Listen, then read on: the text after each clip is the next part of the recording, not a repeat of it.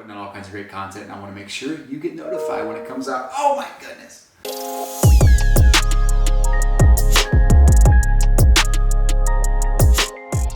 Hey, what's going on, folks? Ty from Breaker Culture. We are super excited to break down 2020 Topps Finest Baseball in our 5-minute checklist for you today.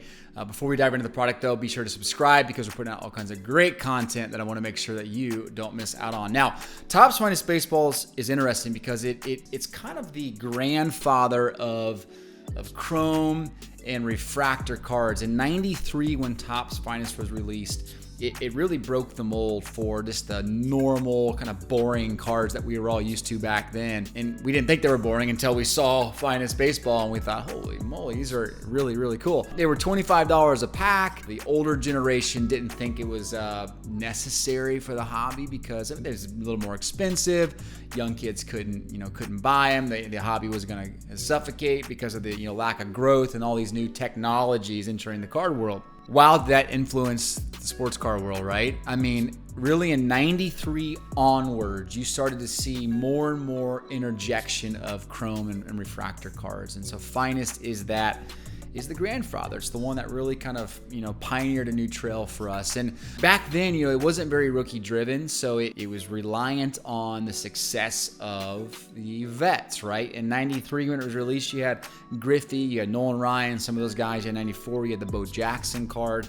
'95, you had the Jeter card, which was very popular. And it really wasn't until '97 in the Bowman release when you had the first, true rookie, prospect cards in chrome and refractor format in the '97 Bowman release. But from a Finest perspective, though, on the basketball side, it was very underrated back then. And now we look back and we're like, oh my goodness, those were iconic cards, right? You had the '93, '94 Penny Hardaway, Michael Jordan card, which was outstanding. You had the Charles Barkley card, '93, '94.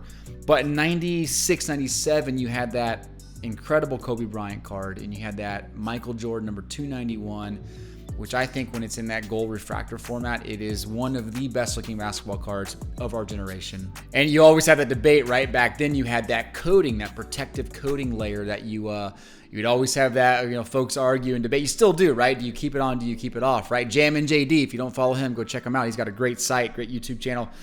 He made a comment the other day saying that ungraded raw, I want them unpeeled because it's a 90s purist thing. But graded, if you're going to be grading them, since they're going to be probably displayed, then you definitely want to peel those because I agree with him. I think they look better when they're not peeled. But as a purist, I could totally understand it. So the question then becomes, right, where is Finest spot in the hobby? And before we break down the 2020 checklist, take a step back, right, and realize that this is truly a collector's oriented product. It's one of those products that has been kind of shielded from all of the absolutely crazy influxes and ups and downs of prospect cards and investors and all the new wave of modern day collectors that have come flowing into the hobby. And the easy way to look at that, right, is go look at the box prices for the last basically 20 years. And you'll see this range between 100 and 170-ish, where the box prices are very consistent, right? They keep popping out in that same range, or they go up a little bit and they stay in this range.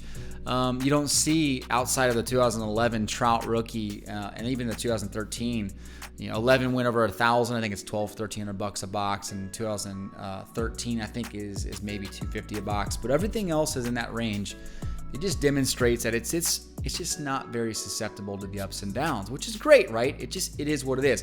So where does it fit in the hobby? I mean, just realize that it's not going to be a great product to invest in wax on. It's probably not a great product to buy rookie cards, especially base rookie cards, non-autos, but even to buy the autographs and hope to hold those long term. It's very rare that you see that card, that Finest auto, being the one that takes off and sees percentage gains in line with everything else like Bowman First and Topps rookies and all that stuff, okay? So kind of keep that in mind as you're going into the product. Just step back and realize this is just a great collector's oriented product. And it's just going to be very subtle, consistent, long-term value oriented product. Okay. Now, in terms of the 2020 checklist, it is what we expected, right? You're going to have the checklist of rookies that we saw in Series 1. You have, Gavin Lux, you have Bichette, you have Alvarez, you have Aquino. The only new addition I thought was somewhat surprising was Luis Robert in the White Sox uni and the rookie card. His first real rookie card, I think he had one. He had a Bowman prospect card, and then he had a Gypsy Queen card. But this is his first real Topps rookie card, so you got that going for you. But in terms of vets that are playing right now, you obviously have the Mike Trout. You have, the Ronald Acuna Jr., the Juan Sotos, and some of those names are in there. It's a very strong checklist there. But you have a very strong Hall of Fame checklist. You got Chipper Jones, you got Cal Ripken, you have Ozzie Smith, you have Nolan Ryan, Sandy Koufax, Hank Aaron. So lots of great names from that perspective. But I think dual autos are really where I'm kind of gravitating towards. Look, they have a Whit Merrifield, a Jorge Soler, Royals dual card that I'm really excited about as a collector. But Bo Bichette, Vlad Guerrero Jr., Ohtani, Trout, some really good dual names. Now, you're gonna get a hobby box for around $150. It's gonna come with 2 inner boxes. Those inner boxes will have 1 autograph each. You're gonna get that for about $150 for both. It's a 100 card base set with a 25 card extended set. Okay, consider that your SP set, if you will. Now, this is not a set oriented product as you would expect, right? It's pretty difficult to put together a set. So you're not going to find a ton of value in selling lots or selling complete sets. I think they're great to put together on your own, but don't expect to see tons of value there. The base cards will have 8 parallels, and the extended 25 card set will have 3 parallels, okay? So you got the 100 card, 125 card, 8 and 3 parallels, which is crazy, right? The first release in 93 had a refractor parallel, and it came 1 per box, and there was only 261 of them made. That's why they're so highly sought after now. But the world has changed, right? For $25 a pack. 4 insert sets. 3 of them returning, 1 of them's new. It's called the Man. It looks really cool. These insert sets, look, they bring you back to the nostalgic era of the mid-90s, which I think is always fun. This year especially, they look really, really cool. Remind me a lot of some of the basketball card insert sets back then. You're going to find 3 parallels for each of the inserts, okay? You'll also find autographed variations for those inserts as well. We'll talk about in a second. Now, Finest Autos, if you were to pick one of the cards that, potentially has the best opportunity for growth in terms of value, it would be the Finest Auto. Those are on-card autos. They're very slick looking, always tend to grade fairly well. And that's going to have 9 parallels. And it has one of my favorite auto parallels in all of sports cars. That's the Finest Red parallel. I think they always look, year after year, they look absolutely stunning. You also have the Superfractor, of course.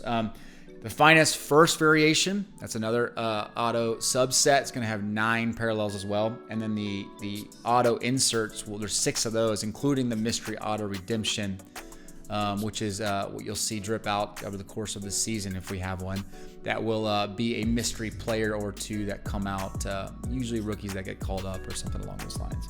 So that's it really. Look, for the value of $150, it's super hard to complain about this, right? You're getting an enjoyable product, typically great condition. It's got a pretty deep rookie checklist, a really good vet checklist, great parallels, and it's just enjoyable, right? You get to sit back and reflect back into the early 90s era of sports car collecting. And for that, I think for $150, it's hard to go wrong. But look, everyone has their own objectives, and you'll figure out the best way to apply Finest to your specific sports card objectives. But it's a great product. This year's checklist looks good. Go enjoy it, all right? Have yourself an awesome week. Thanks for watching. Subscribe below. See ya.